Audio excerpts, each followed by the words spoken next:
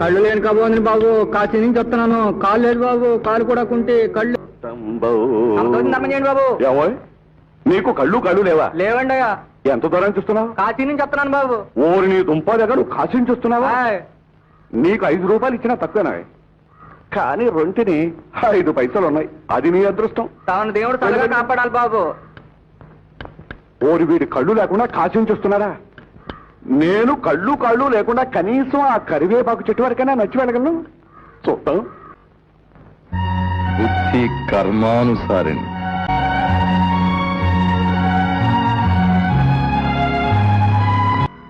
చాలా కష్టమే. సాంబయ్య, ఏమిటి స్వామి ఇక్కడ ఉన్నారు? అటు చూడు. ఏమిటి స్వామి ఇది?